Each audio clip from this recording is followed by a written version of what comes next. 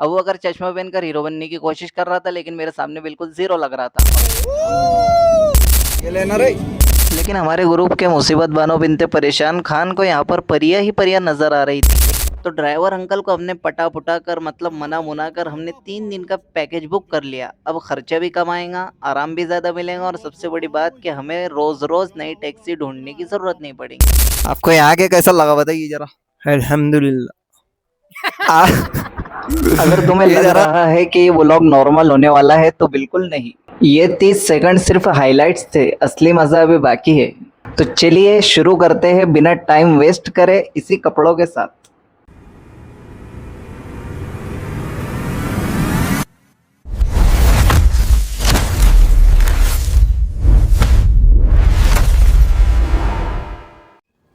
अरे क्या कर रहे हो भाई लोग। स्वागत है आपका हमारी फुल ऑन फन जर्नी में। हम निकल चुके हैं कश्मीर की तरफ। अब कुछ लोग ये वीडियो देखकर बोले हैं कि भाई हमारी पूरी उम्र निकल गई, हम नहीं गए और मौलाना ने जरा सी तरावी का पढ़ा लिए, ये कश्मीर की तरफ निकल गए। लेकिन इसमें हमारी कोई गलती नहीं है, हमें मौका मिला इसलिए हम निकल चुके हैं। वैसे सच बताओ तो कल तक हम भी इसे रील पर देखा करते थे, लेकिन अब हम इस हमारे सपने को सच करने के लिए निकल चुके हैं। तो ये है हमारी ट्रेन वाली मूवी स्टेयरिंग। हम 5 लोग, लोकेशन इटारसी रेलवे स्टेशन और कंडीशन ट्रेन आने वाली है, बस पता नहीं किधर से। एक बंदा बोल रहा है भाई पीछे से आएंगी, दूसरा बोल रहा है नहीं भाई आगे से आएंगी, तीसरा तो सीधा पटरी के नीचे उतर चुका है, चौथा और पांचवा ये दोनों बेचारे बहुत शरीफ है, मासूम है, दोनों बेचारे वीडियो बना रहे हैं। तो ये है अरबाज भाई जिसे लगता है कि ट्रेन उसके बाप की है, और ये है अबूबकर भाई जो अभी भी सोच रहा है कि टिकट कहाँ है। और फाइनली ये है हमारा तीसरा भाई मुसीबत बानो बिनते परेशान खान, जो भोपाल को गोपाल बोलता है और टीटी को भी कंडक्टर बोलता है। चलो मिलते हैं ट्रेन में। ट्रेन में सब अपनी अपनी सीटों पर सेटल हो चुके थे और शुरू हो चुका था 2000 किलोमीटर का सफ़र। अब रास्ते में हमें 150 से 200 टनल देखने को मिले। और शहर की बात करूँ तो झांसी, भोपाल, आगरा, पठानकोट, लुधियाना जैसी बड़ी बड़ी सिटीज़ से हमारी ट्रेन गुजर चुकी थी। और स्टेट की बात करूँ तो राजस्थान, उत्तर प्रदेश, मध्य प्रदेश और पंजाब जैसी स्टेटों से हमारी ट्रेन गुजर चुकी थी। दूसरे दिन अरबाज अपने बाप की ट्रेन समझकर सो रहा था, और ऐसे सो रहा था जैसे मुर्तुज़ा मेंटल ने उसे लोरी गाकर सुलाया हो। और उसे एक मेंटल परेशान कर रहा था और वो मुझे घूर कर देख रहा था। और मैं भी उठ चुका था, मतलब आंखें खुली थी लेकिन दिमाग सो रहा था। और फिर क्या, ट्रेन ने जम्मू तावी क्रॉस किया और उधमपुर की तरफ रुख किया। और तभी एक अलग ही लेवल की खुशी की दौड़ दौड़ने लगी, क्योंकि अब असली कश्मीर शुरू हो रहा था, ना कि वो कश्मीर जो रील में दिखता है। और फिर एक बहुत बड़ा सा टनल आया जिसमें मुसीबत बानो बिनते परेशान खान ने किसी और को गले लगा लिया और पब्लिक बहुत चिल्ला रही थी।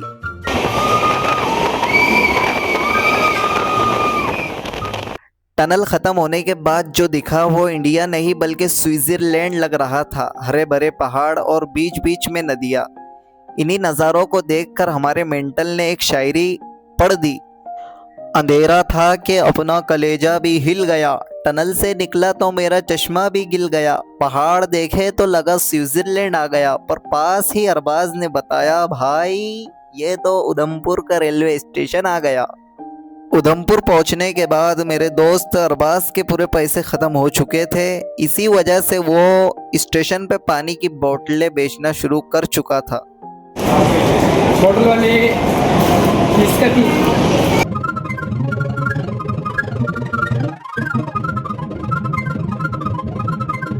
तो ये है हम, अरबाज, अबूबकर, जुनेद और मैं, और वो शख्स भी जिसका नाम अभी रखना बाकी है। हम बैठ चुके थे टैक्सी में और उधमपुर से बनिहाल की तरफ निकल चुके थे। आंखों में बहुत नींद थी और बहुत सारी थकान भी हो चुकी थी। इसके बाद हमने पीछे कैमरा घुमाया और फिर जो देखा तो बस वो यूं ही समझो कि पहाड़ पहाड़ और पहाड़ ही पहाड़। और इतने सुंदर पहाड़ के ऐसे पहाड़ हमने ना कभी जामनेर में देखे और ना ही किसी और जगह देखे। इसके बाद हमें लगा 9 किलोमीटर का बहुत ही बड़ा टनल, जिसमें बहुत ही ठंडा लग रहा था।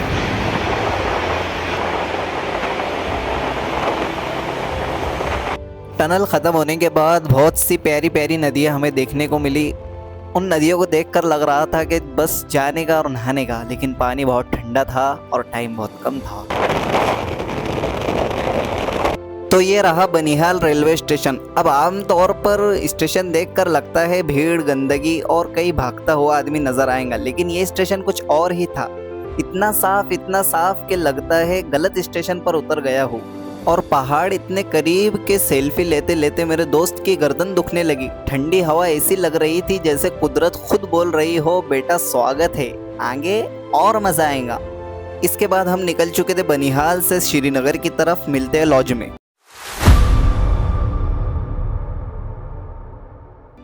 तो हम पहुंचे श्रीनगर के एक लॉज में। रूम अच्छा था पर उससे भी अच्छी थी ठंड। हमने सोचा था रूम में घुसते ही गर्मी मिलेगी, लेकिन रूम का तापमान और बाहर का तापमान दोनों ने मिलकर भाईचारा बढ़ा दिया था। मतलब सब एक साथ कांप रहे थे।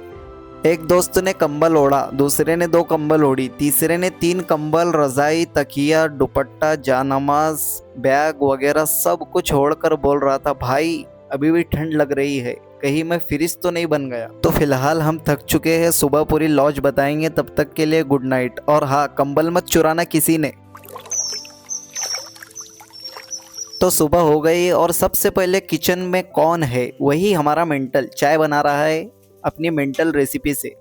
ये रहा लॉज का किचन, छोटा सा गरम सा, और बीच में हमारा मेंटल चाय के बर्तन से ऐसा लिपटा हुआ है जैसे चाय उसकी जान है या ठंड ने उसकी जान ले ली हो। और ये रहा हमारा डाइनिंग टेबल, खाली पड़ा है क्योंकि सब अभी नींद और ठंड के बीच कंफ्यूज है कि उठे या ना उठे। अभी हमें 3rd फ्लोर पे, और पीछे देख सकते हैं आपके माउंटेन है और बहुत ही प्यारा व्यू लग रहा है और ठंड भी बहुत है। तो चलिए अब मैं जाता हूँ चाय पीने के लिए। तो गाइस हम बैठ चुके हैं चाय पीने के लिए। ये भर रहे हैं हमारे चाय के कप, और ये बैठा है अबू बकर, और उसके बाजू में बैठा है अरबाज, और ये बैठा है हमारा सामने से टिक्कू तांडव, इसने चाय बनाया है। और ये बैठा हूँ नींद के अंदर मैं, और हम चाय पी रहे हैं। और चाय पीने के बाद जाएंगे हम दल लेक पर घूमने के लिए। तो गाइस चाय पीने के बाद हम आ चुके थे शिकारा राइड पे दल लेक में, जो कि बहुत खूबसूरत है। और सामने से 3 लोग हमें सलाम कर रहे थे, जिन्हें हम वालेकुम अस्सलाम बोलना चाहते हैं, और ये वीडियो उन तक पहुंचाने का काम तुम्हारा। और मेरे सामने खूबसूरत सा इंसान बैठा हुआ है, जो कि आप देख सकते हैं। तो गाइस हम आ चुके हैं दल लेक पे, जो कि बहुत खूबसूरत है। इतनी खूबसूरत है, इतनी खूबसूरत है, जितनी हमें पता है उससे ज़्यादा नहीं है, मतलब बहुत ज़्यादा खूबसूरत है। इसके बाद हम आ चुके थे टुलिप गार्डन में, और मेरे साथ था अबू बकर। अबू बकर चश्मा पहनकर हीरो बनने की कोशिश कर रहा था, लेकिन मेरे सामने बिल्कुल ज़ीरो लग रहा था। और मेरे पीछे अरबाज चल रहा था, और अरबाज के साथ फयाज चल रहा था। और फयाज एक एक फूल की वीडियो निकाल रहा था, क्योंकि उसके बाप जन्म में उसने ऐसा गार्डन और ऐसा नज़ारा नहीं देखा था। तो गाइस ये जो गार्डन है इंडिया का सबसे लार्जेस्ट गार्डन कहलाता है, जो कि साल में 2 मरतबा नहीं बल्कि 2 महीनों के लिए खुलता है। और वो 2 महीने जनवरी और फरवरी नहीं बल्कि मार्च और अप्रैल है। तो गाइस आप देख सकते हैं मैं कितना स्मार्ट लग रहा हूँ, कमेंट में बताना कि मैं कैसा लग रहा हूँ। तो गाइस इसके बाद अगला लोकेशन क्या है मुझे पता नहीं है, जैसे ही हम अगले लोकेशन पे पहुंचेंगे वैसे ही मैं आपको फिर से मिलूंगा। तो गाइस टुलिप गार्डन से निकलकर हम बैठ चुके थे एक टैक्सी में। सामने रोड है और मंजिल है परी का महल, पर असली परियों का किस्सा कुछ और ही चल रहा था। हमने सोचा रोज रोज टैक्सी क्यों बुक करनी, इससे अच्छा ड्राइवर अंकल को थोड़ा घुमा ले, थोड़ा जुगाड़ जमा ले, और मीठी मीठी बातें कर कर 3 दिन के लिए एकदम सस्ते वाला पैकेज पक्का कर ले। तो ड्राइवर अंकल को हमने पटा पुटा कर, मतलब मना मुना कर, हमने 3 दिन का पैकेज बुक कर लिया। अब खर्चा भी कम आएगा, आराम भी ज़्यादा मिलेगा, और सबसे बड़ी बात कि हमें रोज़ रोज़ नई टैक्सी ढूंढने की ज़रूरत नहीं पड़ेगी। लेकिन ट्विस्ट जब आता है जब मैं आगे बैठ जाता हूँ, क्योंकि अरबाज भाई को मैंने आगे बैठने नहीं दिया, इसलिए वो मन ही मन में मुझे पीछे से गालियाँ बक रहा था। और आप देख सकते हैं कि सामने कितना ब्यूटीफुल नज़ारा है। ऐसा लग रहा था जैसे हम बाहर कंट्री में आ चुके हैं। तो हम जा रहे हैं परी के महल, तो मिलते हैं वहाँ पर। तो गाइस इसके बाद हम आ चुके थे परी के महल, और परी के महल में आने के बाद जैसे ही मैंने कैमरा ओपन किया, वैसे ही अरबाज मुझे चिल्ला रहा था कि भाई तू तेरा मुसाड़ा पहले लेता है, हमको नहीं लेता। आप देख सकते हैं पीछे से कैसा बड़बड़ कर रहा है। तो गाइस आप देख सकते हैं कितना ब्यूटीफुल नज़ारा है। यहाँ से पूरी दल लेक और पूरा श्रीनगर नज़र आता है। दिल कर रहा था कि यहीं घर बना लूं, लेकिन पैरों ने मना कर दिया। इतना ऊपर नीचे करके परी तो नहीं मिली, पर पहलवान ज़रूर बन गए हम लोग। लेकिन हमारे ग्रुप के मुसीबत बानो बिनते परेशान खान को यहाँ पर परियां ही परियां नज़र आ रही थी, लेकिन वो परियां हमें नज़र क्यों नहीं आ रही थी, आप कमेंट बॉक्स में ज़रूर बताना। तो भाई लोग अब हम यहाँ से जाकर सोने वाले हैं। इसके बाद हम मिलते हैं कल के दिन। तो भाई लोग दूसरे दिन हम श्रीनगर से सोनमर्ग की तरफ निकल चुके थे और रास्ते में हमें बर्फीले और खूबसूरत से पहाड़ नज़र आ रहे थे और हम खामोश बैठे देख रहे थे। पूरे रास्ते हम बस यही सोच रहे थे कि वो टनल कब आएगा, वो टनल कब आएगा। हाँ, वही टनल जिसका हम सदियों से इंतज़ार कर रहे थे। और फिर वो टनल आ ही गया। बस फिर क्या था, हमने चिल्लाना शुरू कर दिया। पता नहीं गाड़ी वालों ने हमारे बारे में क्या सोचा होगा, पर मज़ा बहुत आया। 2 3 ये लो आ गए। हम बोलते नहीं, सीधा दिखा देते हैं। ये लेना रे। Very nice. तो गाइस आप देख सकते हैं टनल के उस पार वाली दुनिया। तो अब सबसे पहले हम जाएंगे बर्फीले पहाड़ों पर, और पहाड़ों पर जाने के बाद सबसे पहले मुसीबत बानो बिनते परेशान खान का इंटरव्यू लेंगे। चलो। हेलो गाइस, तो हम फाइनली कश्मीर में आ चुके हैं और हम हमारे भाई से, हमारे दोस्त से कुछ पूछना चाहते हैं। आपको यहाँ के कैसा लगा बताइए जरा। अल्हम्दुलिल्लाह। ये जरा ज्यादा ही फिल्मी टाइप है। आप अपने दोस्तों के लिए क्या बोलना चाहेंगे? दोस्त भी महीने से रहे अनुरोध काम को क्या? जाए, काम को जाए, पैसे जमा के या आए कश्मीर को फिरने जैसा ही। जन्नत तो बोल नहीं सकते, पर जन्नत से बराबर ही। अरबाज भाई, आप कुछ बोलना चाहेंगे कुछ भी नहीं। आपने समीर के लिए? वो गांड मारो, दोस्त आया नहीं मेरे साथ। नहीं, गालियां नहीं देना है, हमारे ब्लॉग में गालियां नहीं चलते। भाई हाँ? उतना वीडियो काट के मुझे चाहिए ना। अब इसके बाद लेंगे हम अबू बकर भाई। अबू बकर भाई, आप अपने दोस्तों के लिए क्या बोलना चाहेंगे? भाई जो लोग हमें बोल रहे थे कि भाई आप नहीं जा पाओगे कश्मीर, आप ऐसे हो, आप वैसे हो, आप इंस्टा बातें करते हो, इंस्टा बातें बनाते हो, आप नहीं जा पाओगे। लेकिन अब यहाँ पर आने के बाद में वो बोल रहे हैं कि भाई कैसे गए, भाई आप वहाँ पर कैसे गए, हमें भी बताइए, हमें भी प्लान बताइए कि आप वहाँ पर कैसे गए। और आप हमारे असीम भाई के लिए कुछ बोलना चाहोगे? क्या बोलो उसके बारे में?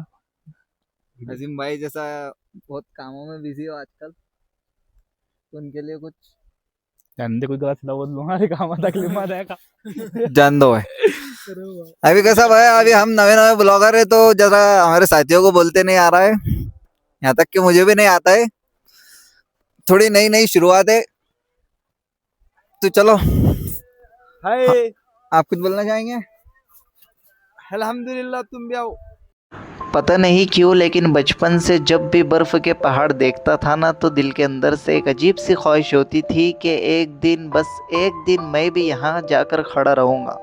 लोग हंसते थे कि इतनी दूर कैसे जा पाएगा, पर दिल ने कभी उम्मीद नहीं छोड़ी। और आज जब ये बर्फ़ मेरे सामने है, ये ठंडी हवा चल रही है, तो यकीन मानो ऐसा लग रहा है जैसे सालों पुराना एक सपना आज चुपके से सच हो गया है।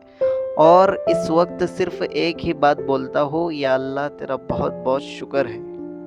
तो गाइस ये व्लॉग मुझे काफ़ी अच्छा लगा, लेकिन ये व्लॉग आपको कैसा लगा मुझे कमेंट बॉक्स में ज़रूर बताइएगा, ताकि मैं और अच्छा बन सकूँ और बेटर ट्राई कर सकूँ और कुछ अच्छा कर सकूँ। और अगर इसका पार्ट 2 चाहिए तो कमेंट बॉक्स में ज़रूर बताना। और अपना बहुत ज़्यादा ख्याल रखिए और मुझे भी अपनी दुआओं में याद रखिए। तब तक के लिए अल्लाह हाफिज़, मिलते हैं इंशाल्लाह इसी व्लॉग के पार्ट 2 में।